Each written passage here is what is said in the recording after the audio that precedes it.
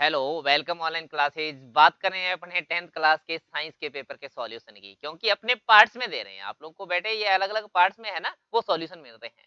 अब अपने बात कर रहे हैं क्वेश्चन संख्या 22 व 23, जो हमारा इंपॉर्टेंट क्वेश्चन, क्योंकि ये 4-4 नंबर के क्वेश्चन रहते हैं और इसमें और का भी ऑप्शन होता है हमारे पास। ये क्या है, फिजिक्स और केमिस्ट्री के क्वेश्चन रहते हैं। लेसन संख्या 10 और लेसन संख्या दूसरा है अपने पास, उसके क्वेश्चन है।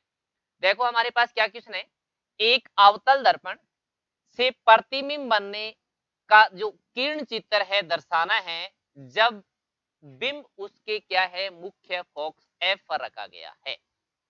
बेटे क्या देखना है अपने को, देखो यहाँ अपने को देखना है अवतल दर्पण। अवतल दर्पण में बिंब कहाँ रखा गया है, बिंब रखा गया है मुख्य फोकस पर। करते हैं बात इसके लिए। देखिए हमें क्या कर देना है, यहाँ हेडिंग लिखनी थी अवतल दर्पण। अवतल दर्पण लेना है। अवतल दर्पण में क्या है, जब बिंब कहाँ है, बिंब हमारे लिए कह रहा है कि एफ पर है, मुख्य फोकस एफ पर की बात कर रहा है, बिंब एफ पर। चलते हैं, देखिए अपने ये ले लिया है, अवतल दर्पण की बात कर दी है। अवतल दर्पण और इसका ये है अपना मुख्य अक्ष। मुख्य अक्ष में सेंटर पॉइंट यहां रहता है पी, ये एफ है और ये है हमारे पास क्या, सी। ठीक है, बिंब को कहां रखना है, मुख्य फोकस एफ पर रखना है।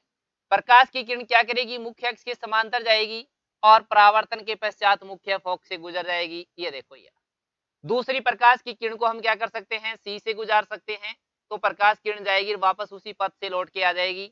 इसको हम डैश डैश कर देंगे आगे से, डैश डैश।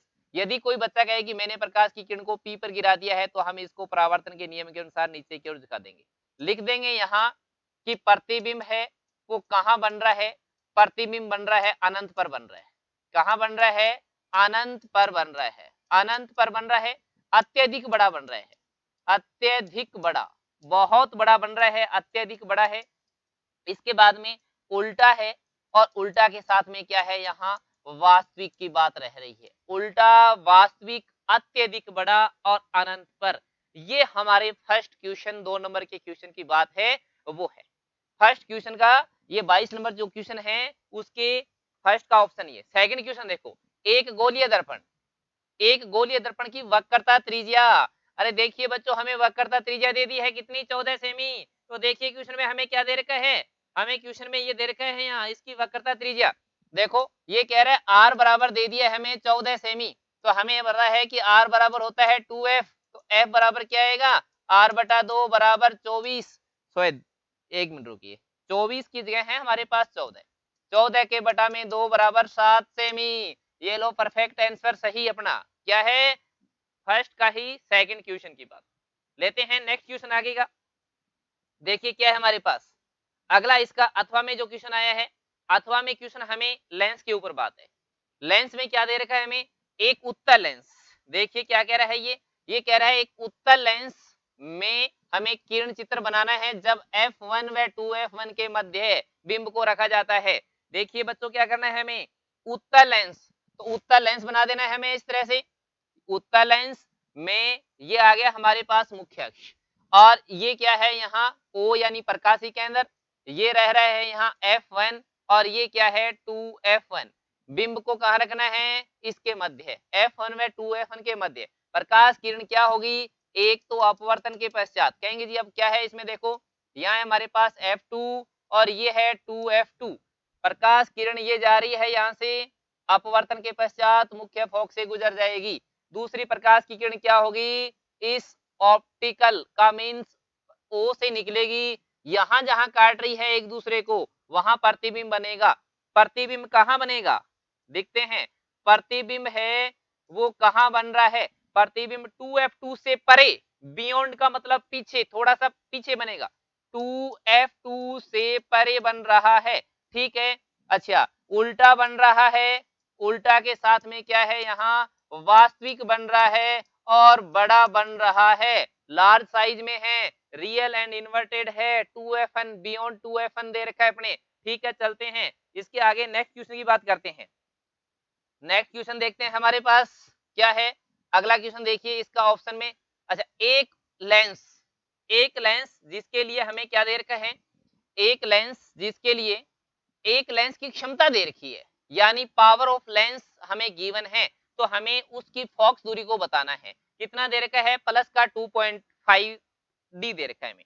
चलिए बच्चों क्या करना है हमें? प्लस का 2.5 डी, ये है हमारे पास P इजिकल टू है, P इजिकल टू क्या है हमारे पास यहाँ? P इजिकल टू है प्लस का 2.5 डी दे दिया।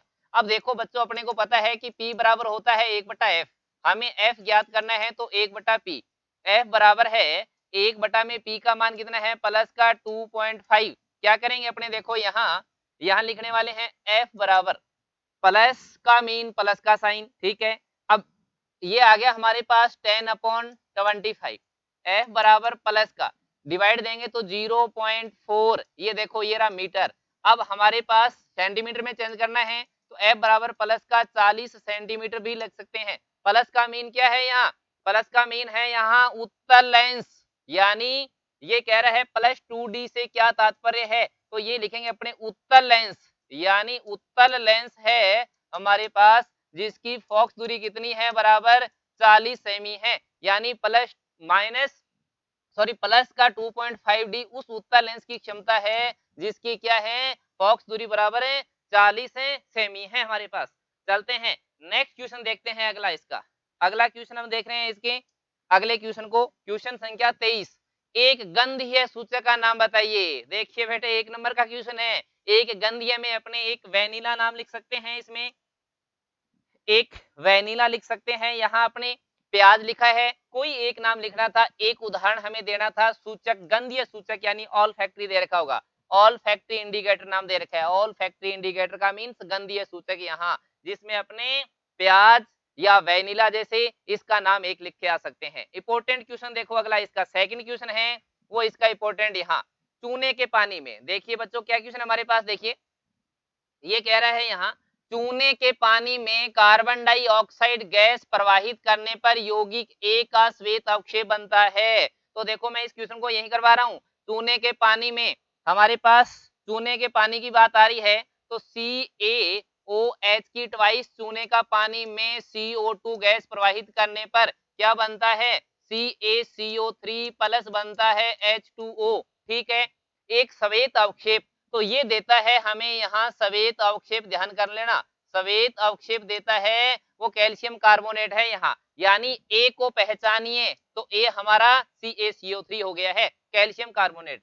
यदि इसमें अत्यधिक मात्रा में कार्बन डाइऑक्साइड प्रवाहित करते हैं तो अत्यधिक मात्रा में, देखिए बेटे इधर यहाँ CaCO3 प्लस H2O बना हुआ है, इसमें CO2 अधिक मात्रा में प्रवाहित करते हैं तो बनता है CaHCO3 की क्या बन रहा है? ट्वाइस बन रहा है, यानी ये कह रहे हैं अत्यधिक मात्रा में जल में विलयशील हो जाता है। तो ये है हमारे पास जल में विलयशील, यानी चूने के पानी की जो विलयशील चूने का पानी जो दूधिया होता है अधिक मात्रा में CO2 प्रवाहित करने पर वो श्वेत अवक्षेप जल में विलयशील हो जाता है, पदार्थ बी बनता है। ये हमारा पदार्थ बी है, देखो ये रहा बी।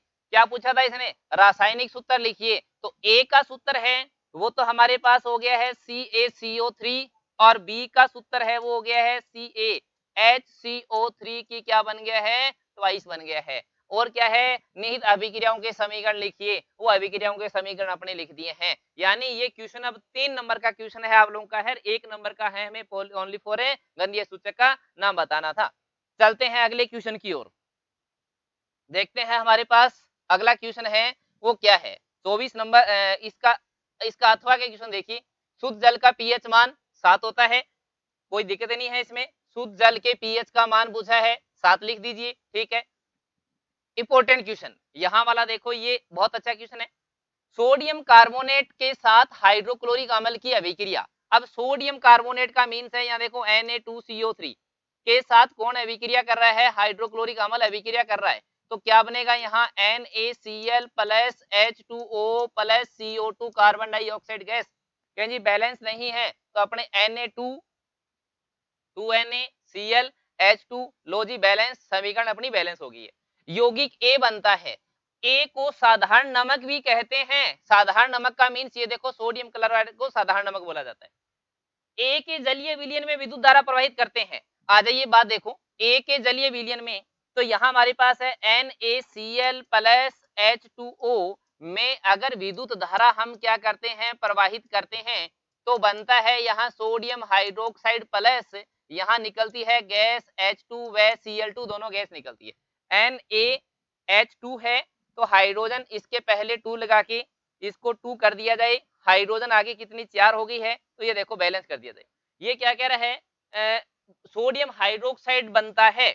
ए का रासायनिक नाम, अब ए का रासायनिक नाम है वो है ए का मीन्स ये देखो ए यहाँ बना था अपना, इसका रासायनिक नाम की बात कर रहे हैं, तो ए का रासायनिक नाम है वो रहता है सोडियम क्लोराइड। क्या रहता है? Sodium chloride. क्लोराइड ए का नाम है, रासायनिक नाम सोडियम क्लोराइड, ठीक है। और निहित अभिक्रियाओं के रासायनिक समीकरण, तो रासायनिक समीकरण है वो अपने पास देखो ये आगे है। रसायन विज्ञान के ये क्वेश्चन है, बहुत इंपॉर्टेंट क्वेश्चन थे, मिलान कीजिए अपने अपने मिलते हैं नेक्स्ट वीडियो में इसके बीच के क्वेश्चनों के साथ, और तब तक के लिए थैंक यू है, मिलान कीजिए, लाइक एंड शेयर करना न भूलें, बताइए आंसर सही है या रॉन्ग है। Thank you.